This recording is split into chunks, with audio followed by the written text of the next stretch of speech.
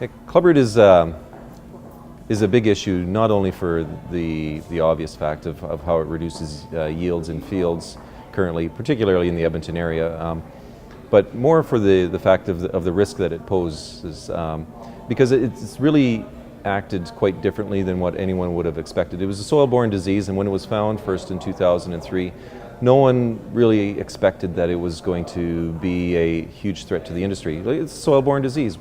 They just kind of sit and stay in one spot and cause some yield loss, but they don't jump fences or jump roads or jump counties or jump provinces, but that's exactly what this particular organism has done. And so, yeah, all kinds of alarm bells went off about 5-6 years ago that this is a much bigger issue than what we really thought.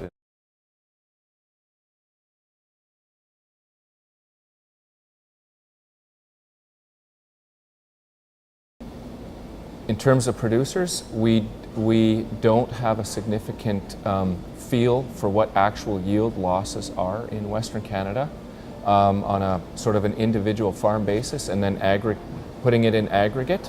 But we know from incidences of dealing with growers specifically that yield losses can be up to 100% in a field, or they can be very low but spread throughout the field. So you have 2 to 3, 4%, sort of this insidious small yield loss each and every year, spread across different farm locations.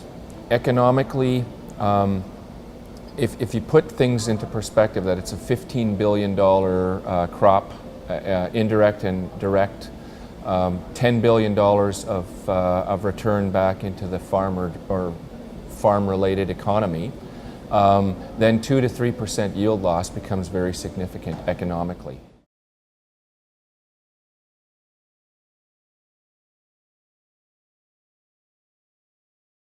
Yeah, the thing about the organism that causes it to be a bigger risk than we thought is that it's been extremely good at exploiting the way that we farm, which is pulling iron through soil.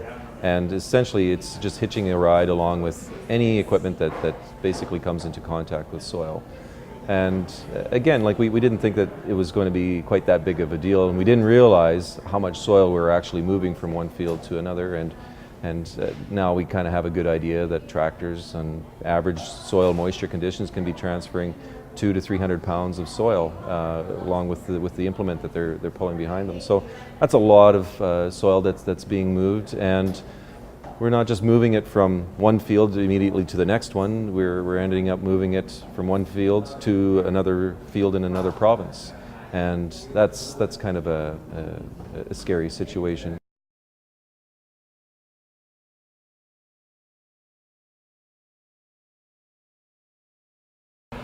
A lot of times the focus of growers will switch from prevention to management. So obviously, first and foremost, trying to keep it out of their farm and away from their farm, and doing that by sanitation measures or not introducing it through equipment or any means that they can do to keep it away.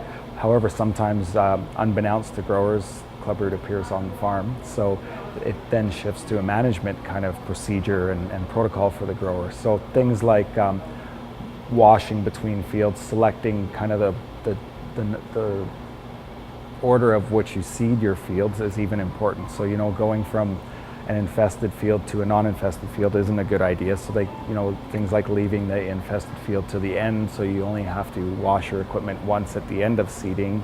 Trying to keep away from equipment that you're unsure where it's been prior to coming to your land, if it's custom equipment, or even oil lease management people that need to enter your land. Hopefully you know where they've been before they come on your land, and have a protocol set in place, which is really important to have a protocol, because if you don't have a protocol yourself for your farm, then you can't really ask much of your neighbors or the oil industry or anyone entering your land. But if you have a protocol in place, likely it will be followed, and hopefully the farmer is following his own protocol as well, which would include cleaning and removing loose soil and keeping traffic to a minimum coming in and out of the field, maybe growing a resistant variety once they find it on their field, extending a rotation, controlling volunteer canola and weeds that are host to clubroot like shepherd's purse or stinkweed and things like that. So